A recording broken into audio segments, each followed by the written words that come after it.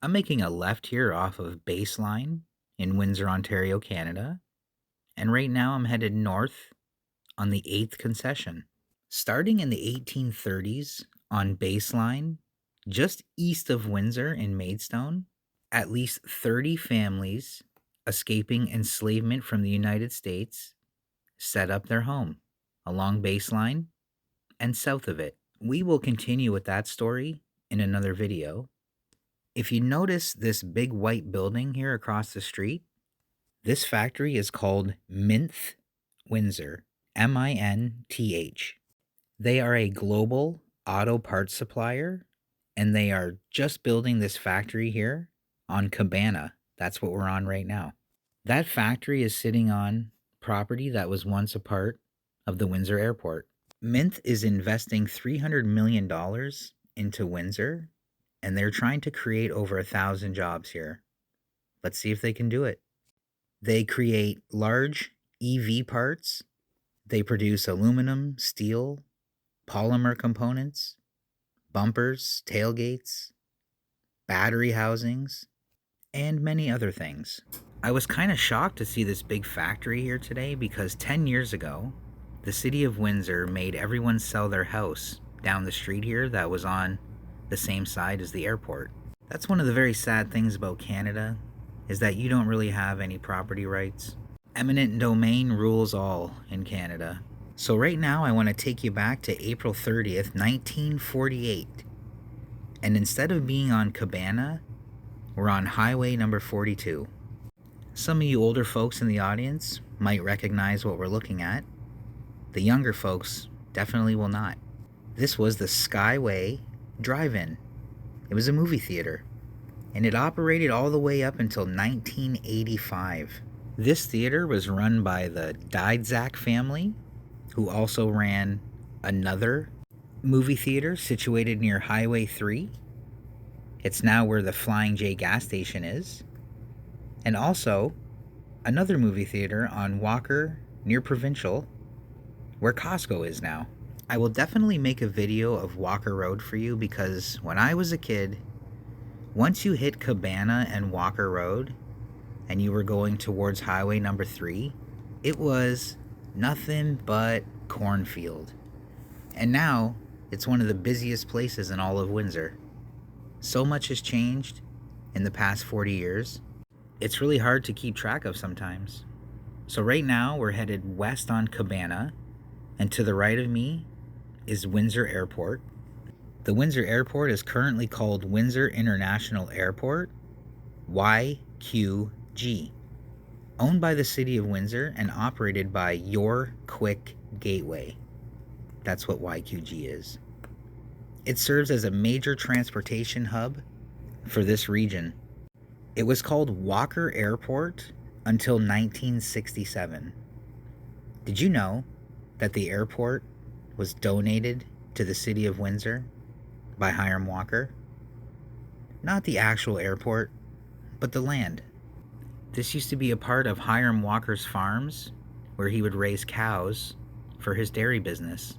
Hiram Walker was long gone before this land was donated to the city, because this airport opened in 1928. Hiram Walker passed away in 1899, but he was one of Canada's largest landowners when he passed away, so he had a little bit of land to spare. So like I said, September 1928, this airport opened. At the time, it was a 400-acre site, and now it has grown into 2,200 acres. It served as a critical Royal Canadian Air Force training base during World War II, and it was taken over by the city in 1998. In the 70s, the airport experienced a boom, with Ward Air flying Boeing 747s and setting records, including a 1973 world record flight from Windsor to London.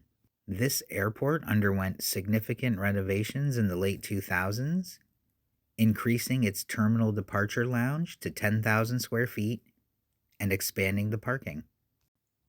This airport has the third longest runway in Ontario. The Canadian Historical Aircraft Association operates from the original 1940 hangar that's on this property, preserving the site's military heritage. And we're going to see that hangar when we go around the corner here. Don't you worry. If you've made it this far into the video, please hit subscribe and give me a thumbs up. And if you want to be a dollface, give me a super thanks. I certainly wouldn't mind. It definitely goes into the gas tank. Unless you're a pretty big channel on YouTube, being monetized, you don't really make a ton of dough. I'm going to let you know that. I'm going to show you exactly what I make in 1 month from doing this because I've been monetized for 2 days. I'm going to give you a sneak peek right now. Yesterday, I made 10 cents. Today, I made $6. So go figure that one out. I don't understand the math. Maybe I will one day. But for now, let's get back to driving. So that hangar's coming up around the corner, and if you're interested in looking at it a little bit closer, the address is 2600 Airport Road or 3200 County Road 42. And it's called Windsor Airport Hangar number 401. It was built in 1940, and it was a British Commonwealth air training school. And at the time it was built, it was called Sandwich South. And there it is right there to the left. It's kind of neat to think about the history that goes on over here. You don't really think about it, but during World War II, there was an awful lot going on at this airport. When I make a right here, I'm going to be on Hayes Road, Hayes. It's named after a man, Clarence B. Hayes. In 1935, Clarence formed Hayes Industries, but if you're from Windsor, Ontario, you definitely recognize the name Kelsey Hayes, if you're of a certain age. If you're under the age of 40, you're probably like, what? So Kelsey Wheel Company has been in Windsor since 1913. I'm going to make a left here on Airport Road. So in 1913, they were making wooden wheels. In 1927, Kelsey and Hayes joined their company together. But by 1990 here in Windsor, Ontario, it was over. Kelsey Hayes was the first shop to be unionized by the United Auto Workers in Canada, but that didn't save the 450 jobs that were lost in the city here in 1990 when they closed. I'll tell you, my dad's friend, Ken Burley, he worked at Kelsey Hayes. I remember that. My dad played baseball on Kelsey Hayes. Speaking of my dad, this building here to the right, this is where my dad learned everything he needed to know about building engines. At the time when he learned, it was called A&H Automotive. 3808 Liberty Road. Liberty is named after a mayor that was once in the city of Windsor. A&H stands for Armand and Hank. My Uncle Ralph lived on Liberty down the street, and my dad came to Windsor from Nova Scotia in 1969, and he lived with my Uncle Ralph. And my dad was a motorhead since day one. Now, he didn't know anything about engines until he moved here, but once he did, that's what he did his whole life, until he literally died. My dad started off at that shop as an errand boy. He would sweep, stock the shelves, answer phone calls, customer service, and Armin and Hank taught him how to build motors. I'm going to tell you, if you know something, you should definitely pass it on to someone else who is younger than you. Don't let that knowledge go to the grave with you. When my dad kicked the bucket, many secrets went away with him to this engine building game. Here's a picture of my dad right here. Fred, the cylinder head. 10 years he's been gone. January 31st. It's very hard to believe. My dad was the best dad. Everyone always says that, but really, he was a very good dude. I don't know how he didn't kill me and my brother when we were teenagers. So for that alone, I respect you, Dad. He was sweeping my floor with me at my shop. He looked at me and my mom and he said he didn't feel good. And he died. That was Sunday, January 31st, 2016 at 1:45 p.m. My brother and I spent an awful lot of time at his shop growing up. My brother even broke his foot when an engine block fell on it when he was 6 years old. This building here on the right was my dad's very first shop he rented. He had the back 2 little bays. I learned an awful lot from my dad spending all that time at his shop. I stripped 1,000,000 heads, took apart 1,000,000 engines. I don't know how many times I lifted that hot tank and got steamed in the face, or I put my hands in the gloves and used the sandblaster. Those are the things that I miss. Every time I smell gasoline or oil or burnt rubber, it reminds me of my old man. So, right now we're back on Walker Road again. I'm making a right, and we're headed south on Walker Road. If you live in Windsor, you've definitely noticed Tamar building products here on Walker.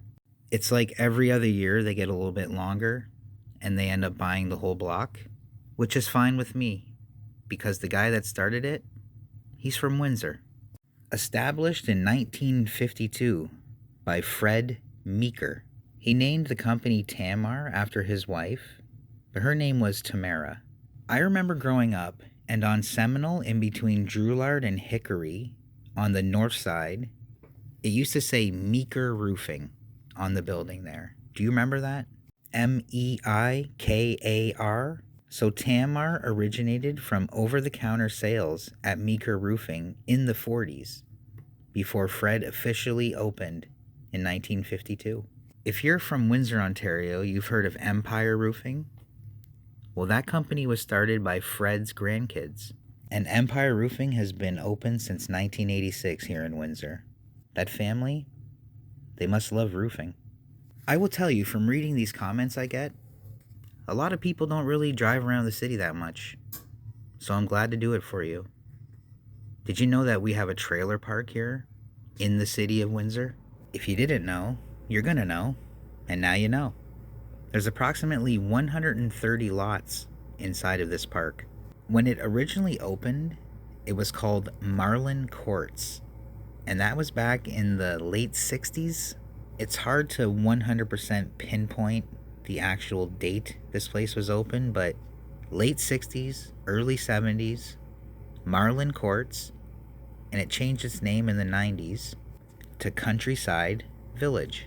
During 2020, when we all had to stay away from each other, I was in desperate need of a house.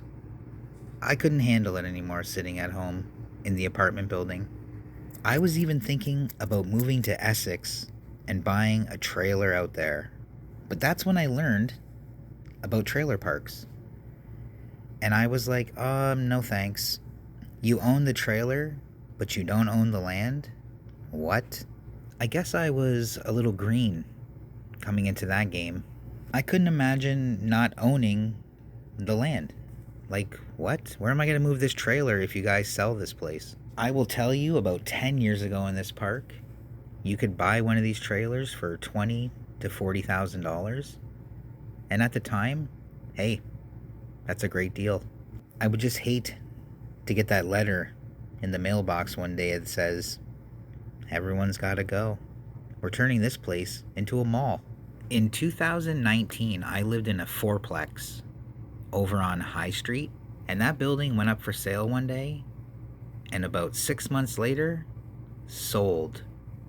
And I was like, ugh, what's this gonna mean? The new guy walks in, he says, hey, I'm gonna do a renoviction on you guys. So you have to move out, but don't worry, you get first dibs after I renovate this place because it has so many problems. It was inspected by a true professional, and he said, this is a fire trap, and you're all gonna burn to death in the middle of the night. So my girlfriend, now wife, she totally has a meltdown and goes into panic mode. And I said, listen, we pay $700 a month right now. Tell them We'll give him $1,100 a month. Can we stay? Well, magically, there's no more fire hazards. Isn't that amazing? Now, I'm very fortunate because I managed to make that happen, and everyone in the apartment building ended up staying. Everyone's rent got increased by $400, but everyone got to stay. Now, I feel bad for people that cannot do this. So just remember this. In Ontario, if this happens to you, you have the right to move back into your unit at the same rent that you were paying. You don't have to leave just because he says leave. You need an N13 notice. That's a notice to end your tenancy because the landlord wants to demolish the rental unit, repair it, or convert it into another use. And he should give you 120 days in advance. And just to top it off, a notice is not an order. Tenants have the right to challenge. This is at the landlord and tenant board. If they believe the renovation is not necessary or being done in bad faith. I will tell you, I just didn't want to move because it's hard to find a place. And I kind of liked it there. It was near work. There wasn't an on-site manager always, poking his nose around. So I'm not giving you permission to be a squatter because that is unacceptable. But I'm just saying, know your rights. Your rights are like muscles. If you don't flex them, you lose them. Okay, I'm making a quick right here on Marintet. And Marintet runs all the way to the river from here. We're behind Devonshire Mall right now. Coming up here on the right is Tilbury Concrete. It was founded in 1977 by Ernie Mayu.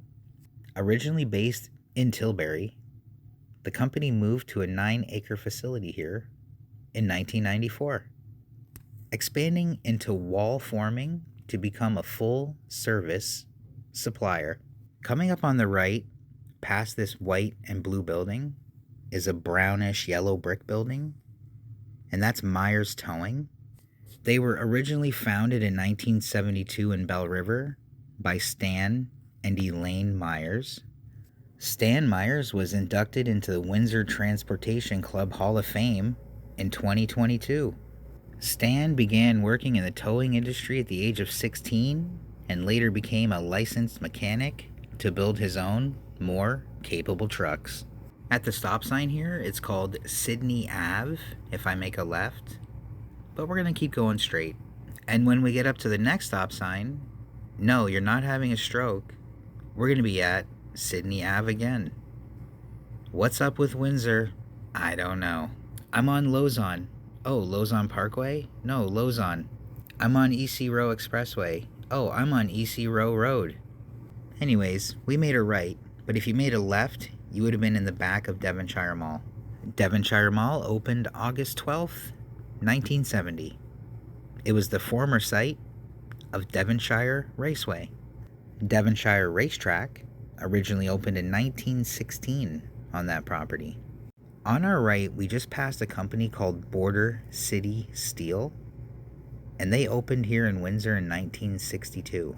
I just made a right here onto Devon Drive because I always liked the way this building looked.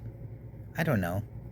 It's nothing to write home about. I just like the color and the way the sign said Capco. Capco started in 1972 in Wisconsin. I don't know how long they've been in Windsor, but as long as I've been alive, I remember seeing that building. I want to take you back to May of 2025, right here on this street, possibly around this area. 1,000 boxes of Crown Royal were driven away from a transport truck with approximately $500,000 worth of booze on it. It wasn't me. The next day, the trailer was found empty on the 4,000 block of County Road 46. Well, how about that, folks? Someone had a good time. I hope you had a good time watching this video. If you liked it, give me a thumbs up. Hit subscribe. I would really appreciate it. If you feel like throwing $1 in the gas tank, give me a super thanks. Take care and brush your hair, and thanks for watching Old, Cool Windsor.